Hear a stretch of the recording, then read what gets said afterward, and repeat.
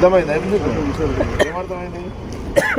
Bypass road bypass road Sangareddy ఆర్ఎండ్బి పక్కకి bypass road. మొన్న సీఎం రేవంత్ రెడ్డికి లెటర్ ఇచ్చిన, ఇది లెటర్ ఇచ్చి శాంక్షన్ ఎంత ఇచ్చినా వెంకట్ సార్? 12 కోట్ల రూపాయలు శాంక్షన్ తెచ్చిన. ఆర్ఎండ్బి గెస్ట్ హౌస్ నుంచి ఈ జాయింట్ కలెక్టరు ఆర్డీఓ ఇక్కడ జడ్జెస్ ఉంటారు, ఇక్కడ నుంచి ఆల్విన్ అంటే బైపాస్ రోడ్ ఎక్కడ దాకా బసవేశ్వర స్టాచ్యూ దాకా.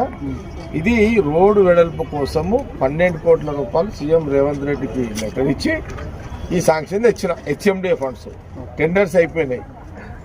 మనము ఇప్పుడు ఏం చేసినామంటే ఆర్ఎండ్బి ఆర్డీఓ ఇల్లు ఆయన ముంగటు ఇంటి ముంగటు ఉన్న ఆయన గ్యారేజ్ గెస్ట్ హౌస్ ఆయన కాంపౌండ్ వాళ్ళంతా కూలగొట్టమని అధికారులకు చెప్పిన అది కూలగొట్టేసారు. ఇప్పుడు దాని తర్వాత ఆర్ఎండ్బి గెస్ట్ హౌస్ ఉంది కదా, ఆర్ఎండ్బి గెస్ట్ హౌస్ కాంపౌండ్ వాళ్ళు మొత్తం కూలగొట్టేసినాం.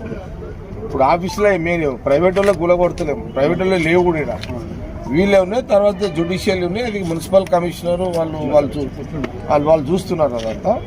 ఇది ఈరోజు ఇది అన్నమాట. ఇప్పుడు ఏంటంటే చాలా పెద్ద రోడ్ ఇది. దాదాపు దీని కింద ప్రశాంత్ నగర్ కాలనీ, ఈ రోడ్కి ప్రశాంత్ నగర్ కాలనీ, ఇందిరా కాలనీ, అట్లా మీదేంద్ర కాలనీ, అటు ఇందిరా నగర్ కాలనీ, ఇటు డ్రైవర్ అసోసియేషన్ కాలనీ, ఇటు పోతేనేమో బాలాజీ నగర్, అంటే 2 వస్తాయి. ఇటు బాలాజీ నగర్, అటు రెవెన్యూ కాలనీ, లేదా బ్యాంకర్స్ కాలనీ, లేకపోతే ఆర్టీఎస్ ఫ్యాక్టరీ కాలనీ అంతా అదే కదా తిరిగేదంతా. ఇవంతా పెద్ద కాలనీ ఇదంతా.